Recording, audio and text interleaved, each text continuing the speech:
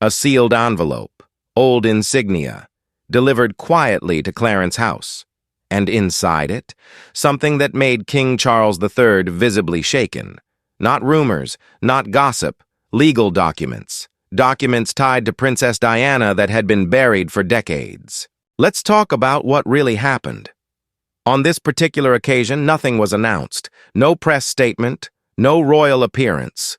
Just a discreet delivery handled under strict protocol, the kind that usually passes unnoticed. But this one didn't. Accounts from journalists and insiders reveal the envelope carried an older legal mark, one directly linked to Diana's estate. Not recent paperwork, not routine files. Something older, something forgotten. And the moment it resurfaced, everything shifted. Inside palace walls, those familiar with royal procedures first tried to treat it as standard. Just another review. Another document among thousands. But whispers say that changed fast. Within hours, Charles reportedly called in his most trusted legal advisors. These are people who don't get summoned unless something serious is unfolding. Not small matters, not technicalities, something bigger. The meeting that followed wasn't loud. No shouting, no chaos, just silence. Heavy silence. Observers later described Charles as visibly distressed. A phrase rarely used for a monarch trained to remain composed no matter what. So what? Was in those documents? That's where things get unsettling, because this wasn't just about money, it was about control and legacy and power that refuses to fade. What many people don't know is that Diana had quietly built safeguards before her death. Not public moves, not emotional reactions, legal ones, carefully written, strategically placed. And now, decades later, those safeguards were back. But here's where it gets even more complicated.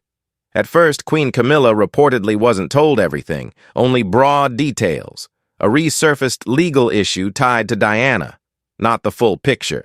Not the clause, not the restrictions, because insiders whisper that these weren't minor details. They were limits, real limits, designed to protect Diana's legacy, even from future influence, even from people in power today. And that's when the tension started to grow. Because if those clauses meant what legal experts feared they meant, then this wasn't just history coming back.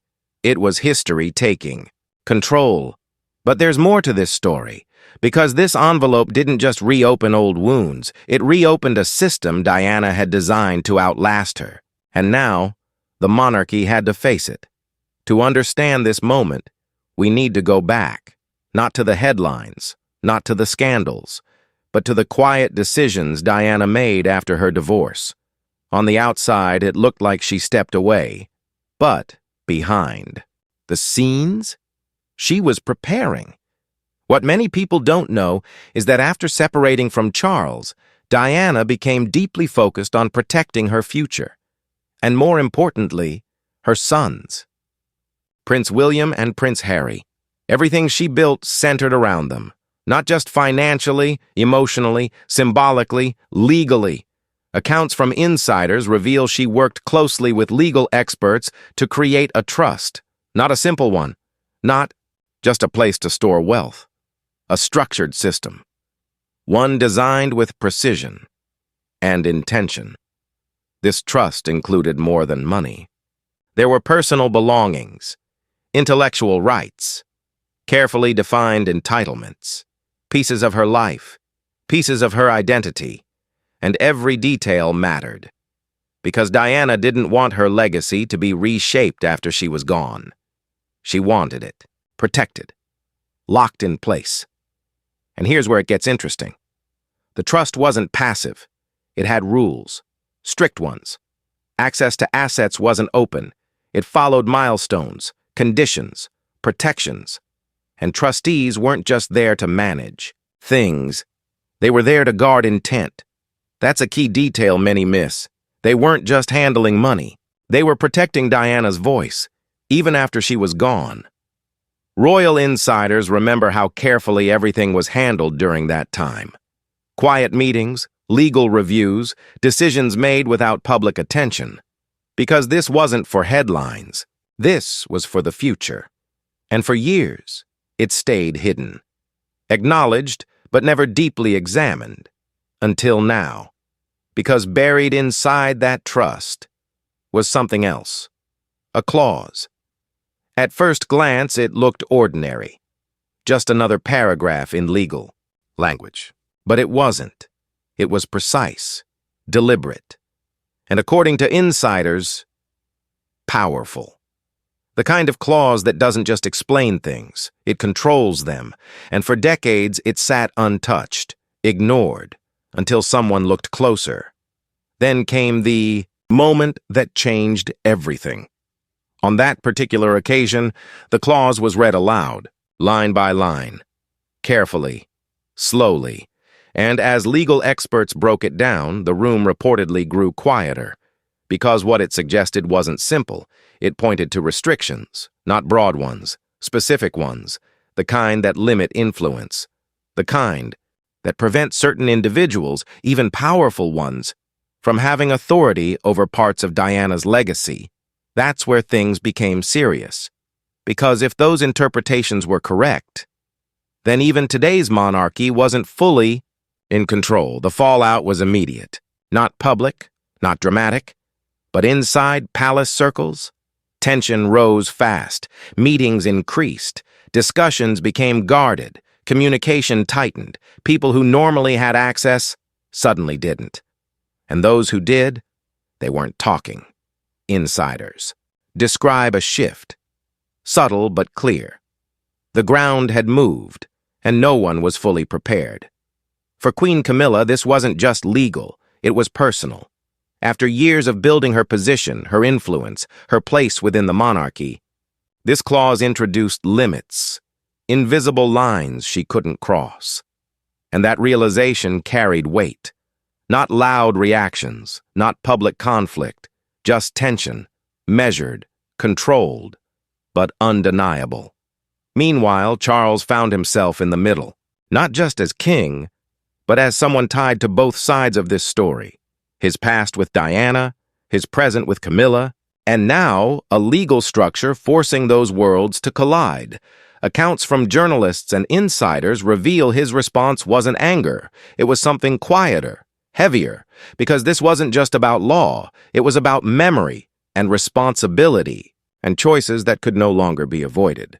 But the full truth was still to come. As more experts reviewed the trust, the picture became clearer. This wasn't an oversight. It wasn't accidental. It was intentional design. Diana had created a system that could still shape the monarchy today. Accounts from witnesses reveal the clause acted as a safeguard, one that ensures her legacy remains aligned with her original vision. No matter how much time passes, no matter who holds power, and that's the part that changed everything. Because this isn't just about the past. It's about control in the present. Public reaction, once whispers began leaking, was immediate. Not explosive, but curious. People started asking questions. How can something written decades ago still hold this much power? What does this mean for the monarchy? And more importantly, who really controls Diana's legacy? Social media amplified the conversation. Analysts weighed in. Royal watchers connected the dots. And the silence from the palace? That only made it louder. Because when there's no answer, people assume the worst or the most interesting. Inside the monarchy, efforts focused on stability, maintaining unity, avoiding visible cracks. But insiders suggest the situation is far more complex beneath the surface, because this isn't something that can simply be dismissed or rewritten. The aftermath is still unfolding. Relationships are being tested, roles are being reconsidered, influence is being quietly redefined. And the biggest realization? Some legacies don't fade, they evolve, they adapt, they endure. For Charles, this moment represents more than leadership. It's a confrontation with history. For Camilla, it introduces limits she never expected. And for the monarchy itself, it raises a deeper question. What happens when the past refuses to stay in the past? These stories provide insight into something bigger: power, control, and the reality that some decisions echo far longer than anyone anticipates. Because in the House of Windsor, legacy isn't just remembered, it's enforced.